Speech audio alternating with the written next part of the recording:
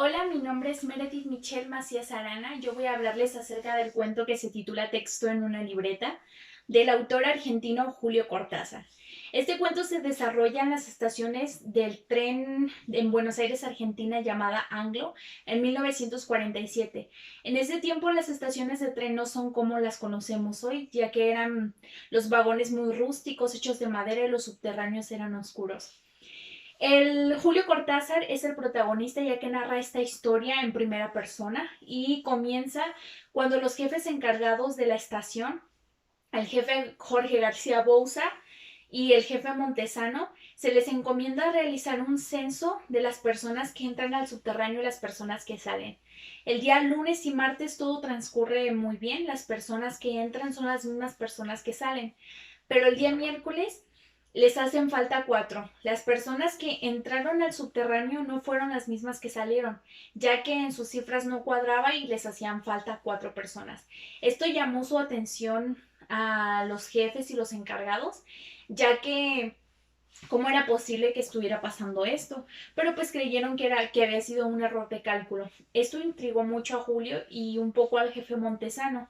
Él realizó como un chequeo al día siguiente para que todas las personas que estaban trabajando en este lugar enseñaran su carnet para corroborar que sí estaban trabajando ahí.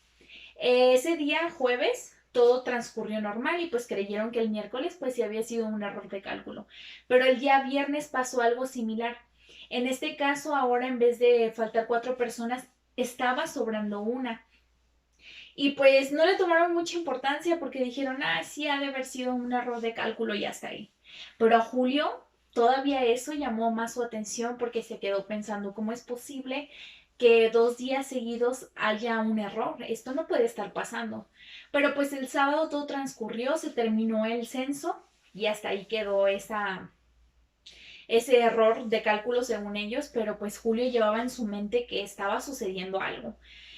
Transcurridos los meses después de ese suceso, Julio se transportaba en las estaciones del Anglo debido a su trabajo y un día mientras iba agarrado una de las barandillas en el vagón, perdón, miró a su alrededor las personas que estaban con él y se quedó pensando en lo que había ocurrido meses atrás en el censo de las personas que habían faltado y la persona que había sobrado. ¿Cómo era posible que hubiera sucedido eso? Y al estar mirando a las personas a su alrededor, se dio cuenta de un grupo de personas que se miraban diferentes a ellos. Su rostro se miraba cansado, era muy pálido y se miraban tristes. Se podía ver que eran diferentes porque pues incluso él se sentía como las demás personas. Esto lo relacionó rápidamente con lo del censo, pero pues dijo, no, algo extraño está pasando, pero no creo que sea a causa de lo que pasó en el censo. Un día mientras venía del box, ya era de noche y en la estación del tren miró a una mujer que estaba sentada y pues se quedó mirándola fijamente y cuando se quedó mirándola, descubrió que era parecida a las personas que había visto anteriormente en el tren, ya que también era pálida, su cara se miraba cansada, se miraba triste. Y esto llamó aún más la atención de Julio. Se fue la muchacha con él en el mismo transporte, pero pues se quedó divagando y pensando el por qué está de noche en la estación del tren, porque no tiene a otro lugar donde ir. Y eso se quedó pensando en su cabeza Julio. Bueno, pues ahí fue cuando él decidió investigar por cuenta propia qué era lo que estaba pasando. Esto ya estaba convirtiéndose un poco extraño. Y sí, pues comenzó realizando un informe, escribiendo en una libreta los sucesos que estaban sucediendo mientras él investigaba estos casos y el por qué las personas se miraban diferentes. Bueno, pues aquí empezó su investigación, su búsqueda, esta aventura para Julio en la que comenzó investigando y siguiendo a las personas diferentes.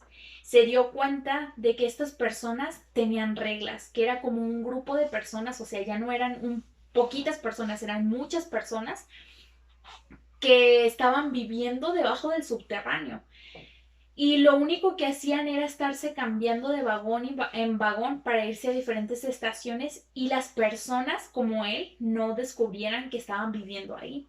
Pero pues Julio ya se había dado cuenta de ese suceso, que había un grupo de personas viviendo debajo del subterráneo. Descubrió que tenían como sus reglas, sus organizaciones, y había como jefes a mando de cada grupo que les daban en una libreta, les escribían lo que tenían que hacer, a dónde se tenían que dirigir. Incluso descubrió que la ropa que usaban se la intercambiaban entre ellos mismos. A cierta hora tenían un horario en los que se iban a dicha estación y ahí mismo se intercambiaban la ropa para pasar desapercibidos. Se veía algo como incómodo y extraño el por qué lo estaban haciendo. Pero era esto lo que quería descubrir Julio, el por qué actuaban de esa manera, el por qué eran diferentes, qué era lo que trataban de hacer debajo del subterráneo. Cada día Julio iba y se entremetía aún más en lo que estaban haciendo estas personas. Había una cafetería enfrente de la estación y ahí es donde se ponía a escribir todo lo que estaba sucediendo, todo lo que iba descubriendo. Incluso descubrió que esas personas tenían comprados o sobornados a los choferes de las líneas de tren. Y él tenía el miedo, ya sentía como miedo de que se estaban adueñando aún de ellos que eran diferentes, porque esas personas no rechazaban los sobornos. ¿Y por qué ellos querían sobornar a las personas para que no dijeran nada o se sintieran como cuidados entre ellos? Y Julio pues indagó más, investigó más y todas estas cosas llamaron aún más su atención. Un día mientras seguía a una muchacha, la encontró que estaba llorando, primero estaba llorando y buscando en su bolsa un teléfono y cuando estaba hablando decía, y el canario lo cuidas vos, ¿verdad? Le das el alpiste todas las mañanas y el trocito de vainilla. Entonces esto, pues dijo Julio, ¿qué está pasando? No había visto a ninguno de esas caras pálidas hablar por teléfono y mientras veía a esta muchacha llorar y decir eso en el teléfono, pues dijo, pues no sé qué está pasando y se fue tranquilo, pero al día siguiente descubrió que esa misma muchacha se había suicidado en las vías del tren y había un grupo de personas alrededor y entre ellos como el jefe y el policía eran de ese mismo clan, ya que él también los podía ver que estaban pálidos y que tenían el mismo semblante que ellos y esto empezó a alarmar a Julio, ya que pues no podía decir qué era lo que estaba pasando aún. Todavía necesitaba investigar más, necesitaba descubrir aún más cosas, el por qué hacían eso, qué era lo que comían. Esto empezó a crear como una serie de conflictos en su cabeza. Y pues sí, descubrió también lo que comían. Eh, Ellos se alimentaban de las chucherías que vendían ahí, de las cosas, de los kioscos, compraban barras, compraban caramelos, compraban dulces y tenían como un día libre que podían salir, que era el día domingo, y esto fue cuando lo relacionó Julio con el censo y descubrió que lo que había pasado en el censo sí era a causa de una anomalía y que se adjudicaba a este grupo de personas, este clan que vivían debajo del subterráneo, porque ya no eran poquitas personas, ya eran muchas personas las que estaban dentro del clan, eran personas nuevas también, porque no podía distinguirlas por la piel. Ahí había unas que sí, como no les daba el sol debajo del subterráneo, se miraban más blancas que otras, pero había personas nuevas que pues apenas estaban tomando ese semblante, pero él tenía que descubrir qué era lo que estaba pasando. Mientras escribía su informe, se lo iba a mandar a un jefe de policía y una copia a Montesano para decirle que lo del censo ya había encontrado lo que estaba sucediendo. Explicó en el informe cómo las personas se movían en las estaciones, cómo tenían sobornados a los choferes, cómo se vestían e intercambiaban su ropa, los paquetes que les llegaban. Y pues empezó a hacer conjeturas de todo lo que estaba sucediendo, pero ya tenía mucho miedo.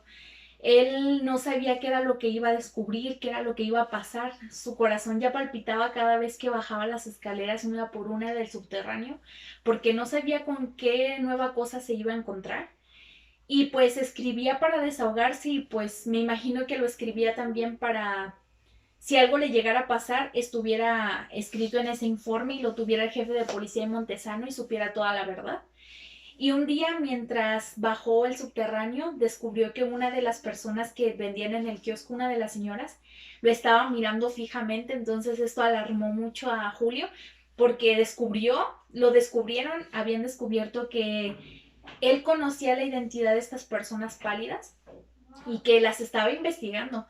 Entonces él subió, escribió lo que tenía que escribir, hizo una copia para el jefe de policía en Montesano y pues se dedicó a investigar, pero en el informe escribe que no sabe lo que va a pasar, que tiene mucho miedo, que siente mucho miedo porque sabe que lo han descubierto y que no sabe qué vaya a suceder después de que él baje, pero que aquí está el informe y que va en busca de personas que lloren, que hablen por teléfono y digan, y el canario lo cuidas vos, ¿verdad?